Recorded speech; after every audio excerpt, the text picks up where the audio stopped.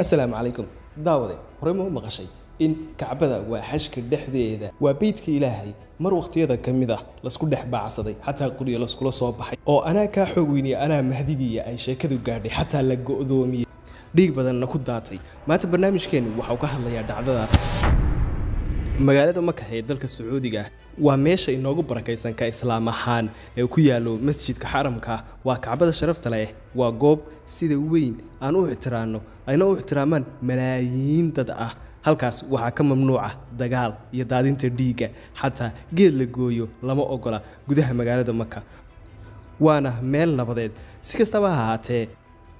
sanadkii 1997 arrin la yaab leh oo aan abid la filinayn ayaa ka dhacday gudaha masjidka xaramka taasoo naxdin iyo amaka ku abuurtay dunida muslimka iyo caalamka intiisa kale oo dhan dhacdadani waxay noqotay mid ka mid ah waqtiyadii ugu mudooba taariikhda dunida carabta waana qiso dhab ah oo la yaab leh oo muujinaysa sida ay hal habeen wax waliba isu bedeli karaan aan isla dhamaysano 20 November 1997 ayaa waxa ay isugu tageen masjidka xaramka si ay u gutaan salaadii subax goobtu waxay ahayd goob ay aad dad u buuxdaafiyeen ilaa 50,000 oo qof markaas ay ku tukanaysay masaajidka wax walba waxay u socdeen sidii caadiga ahayd imaamka masjidkuna waxa uu bilaabay salaadii sidii caadada ahayd laakiin wax yar markii salaada laga baxay ayaa si kadisa koox hubaysan u soo gashay masjidka albaabadii ay isku laabeen cid banaanka u bixi kartaa ay ma jirto ilbirqsiga gudaheed waxa rasaas ayaa ku dhex bilaabantay gudaha masjidka laba askari oo ilaalada ammaanka ka mid ahaa ayaa isla goobta lagu dilay markiiba dadkii tukanayay oo aan waxba galabsan ayaa yaacay cabsi iyo jahwareer iyagoo aan wali garanayn waxa dhacaya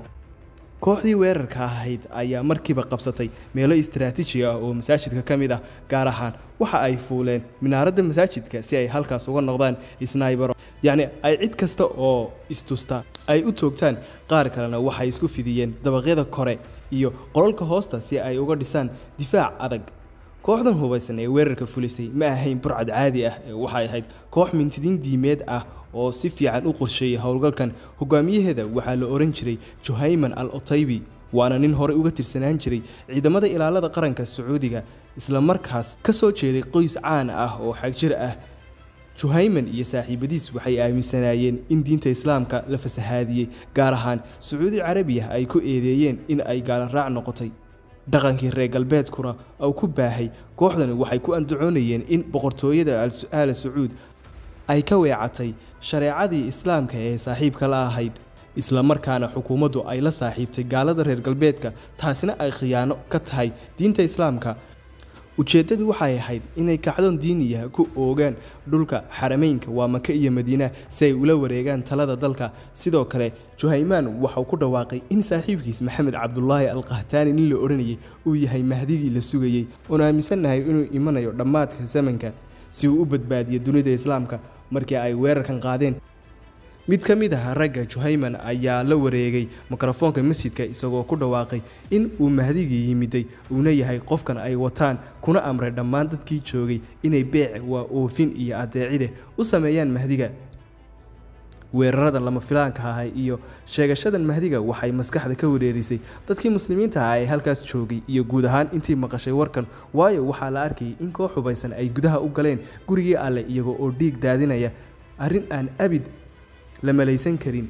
dabcan wararkii ku saabsanaa qabsashada masjidka xaramka si degdeg ah ayay u faaftay hase yeeshee waxa markiiba la jaray khadadka isgaarsiinta ee masjidka si aan looga warhayn waxa gudaha ka socda dawladda Sacuudiga oo markaas xilka hayay boqor Khalid ibn Abdulaziz waxay wajahday xaalad aan la qiyaasi karin xarunta ugu weyn ee diinta islaamka ayaa gacanta u gashay koox mintidiin ah oo hubaysan madaxda dalka ayaana markiiba ku baraarugay talaabo in la qaado nasiib darro dhowr ka mid ah madaxda ugu sareysay ammaanka ayaa markaas dibadda ku maqnaa Crown Prince Fahad ayaa Tunis joogay Prince Abdullah oo ahaa taliyaha ilaalada qaranka oo isna Morocco booqasho ku maqnaa sidaas darteed boqor Khalid wuxuu hawlgalkii soo celinta masjidka oo u xil saaray walaalihiis waa kow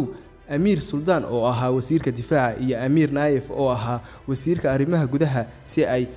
colaadda ula tacaalaan markii uu weerarku bilowday mas'uuliyiintii Sacuudigu hore uma sii diyaarsan ciidan xoog leh oo gudaha Maka ugu diyaarsan xaalad sidan u xun si kastaba ha ahaatee daqiiqado gudahood cutubyo boolis ah iyo ciidamo militari ah ayaa ku soo yaacay gudaha magaalada Maka si ay u soo furtaan masaajidka 1979 koox boqolaal ah oo boolis ah kuwa wasaaradda arrimaha gudaha ka tirsanaa ayaa isku dayay inay si dhaqso ah ku galaan masjidka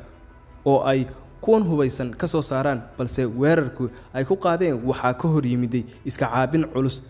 dabcan mintidiinta meesha galay waxay ahaayeen kuwa hubaysan oo difaacyo fiican haysta waxaana markiiba soo gaaray ciidanka booliska khasaare xoogan tiro badan oo askarta weerarka hore qaaday waa la dilay ama waa la dhaawacay halka intii ka badbaadayna ay dib uga gurteen gudaha masjidka arintani waxay Sacuudiga ku khasabtay la soo dhoobo ciidamo ka tirsan militariga qalabka sida iyo ilaalada qaranka si ay uga qayb qaataan dagaalkan intii lagu jiray maalintaas ugu horeysay ee weerarka magaalada Maka gabi ahaanba waa la xanimay dadweynihii magaalada ku sugnaa waa la daadgureeyay lana joojiyay korontadii iyo biyihii masjidka si go'doon buuxa loogu sameeyo dhagarqabayaasha gudaha joogay inkastoo xaaladdu halis ahayd haddana ciidanka Sacuudigu ma ahayn kuwa si fudud ugu hawlgali kara sidii ay xoog wax ku xalin lahaayeen sababta ugu weyn ee loogu dadaalayay taxadirka waxay ahayd ixtiraamka meesha la joogo diinta islaamku waxay reebtay wax kastoo xadgudub ah oo ka dhac gudaha xaramka xitaa geed laguma burburin karo gudaha masaajidka sidaas darteed hogaanka Sacuudiga waxa uu markiiba la tashaday culimada waaweyn ee dalka gaar ahaan Sheikh Abdulaziz bin Baas oo markaa ahaa muftiga guud culimada waxaa la hordhigay su'aal culus ma banaan tahay in si xoog ah oo hubaysan loogu dagaalamo gudaha masjidka xaramka si loo soo afjaro kooxdan qalalaashaha wada markii hore culimada qaar way ka labalabeeyeen inay ogolaadaan xoog in la adeegsado maadaama ay ku adkayd fikir ahaan in rasaas lagu furo dhulka barakaysan ugu dambeyntii waxaa la qaatay xal daruuri ah culimadu waxay soo saareen fatwo gaar ah oo ogolaanaysa in xoog military loo isticmaalo kasifaynta masjidka xaramka iyaga oo la tixraacayo baahida degdega ah ee jirta fatwadan ayaa siisay madaxda Sacuudiga fasax diini ah oo ay tallaabo ku qaadaan taas oo muhiim u ahayd sharciyada hawlgalkooda kooxdii gudaha ku jirtay iyaguna intaas kuma eegaan ee waxay bilaabeen in baaqidooda ay dunida ugu sheegtaan iyagoo adeegsanaya codbaahiyaha masaajidka waxayna ku dhawaaqeen dalabaad siyaasadeed oo cadcad waxay codsadeen in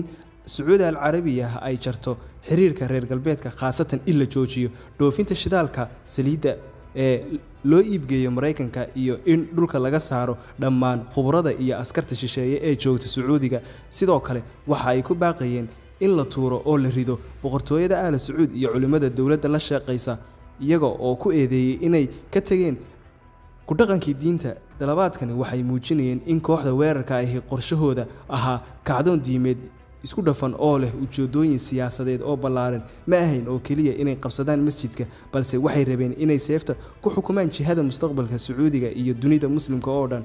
hawlgalkii dib u xareynta masjidka ayaa socday maalmihii xigay waxaana isku bedelay go'doomin dheer oo 2 toddobaad qaadatay ciidamada Sacuudigu markii hore waxay damceen in kooxda la wiiqo iyadoo aan weerar toos ah lagu qaadin waxa la isku dayay in la go'doomiyo oo gaajo iyo haraad lagu qasbo inay isdhiibaan dhowr jeer oo kalena waxa la sameeyay isku dayo xoog ah oo cusub oo mararka qaar ciidamadu ay soo galeen masaajidka kana soo galeen dhanka godadka dhulka hoostiisa ah balse weeraradaas laguma guuleysan